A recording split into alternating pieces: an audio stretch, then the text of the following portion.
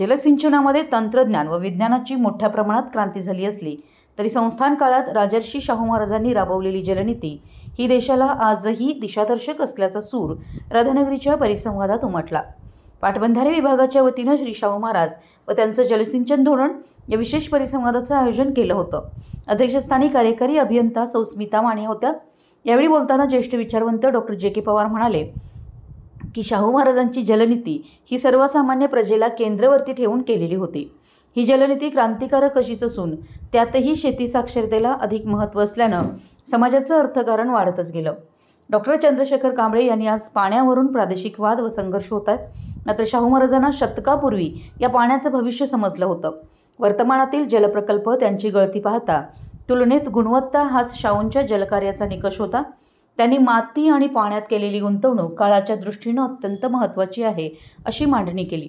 माजी अभियंता शिवाजीराव चव्हाण यांनी राधानगरी धरण सिंचनाची धोरणे उलगडून दाखवताना महाराजांच्या जीवित कार्यावर प्रकाश टाकला। दुष्काळात शाहूंनी विहिरी, तळी, तलावाचं बांधकाम व दुरुस्ती करून त्यासाठी आपला दरबारी खजिना रिकामा करताना राबवलेल्या योजनांची माहिती प्राध्यापक प्रकाश नाईक यांनी स्पष्ट केली। पर्यावरण तज्ज्ञ उदय गायकवाड यांनी संस्थानातील जलसंधारण, जलसंवर्धनाचे आणि जलस्वच्छतेचं महत्त्व विशद केलं। अध्यक्ष सौ स्मिता माने यांनी परिसंवादाचा परामर्श घेताना पाण्याचं महत्त्व सांगितलं। प्रांताधिकारी सुशांत बनसोडे यांनीही मार्गदर्शन केलं। स्वागत व प्रास्ताविक उपविभागीय अभियंता प्रवीण पारकर यांनी केलं।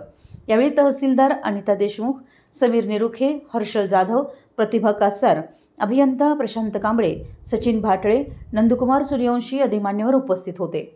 सूत्रसंचालन शशिकांत बैलकर यांनी केलं। आभार समीर निरोखे यांनी मानले। मराठी एस न्यूजसाठी राधानगरीहून संजय कांबळे।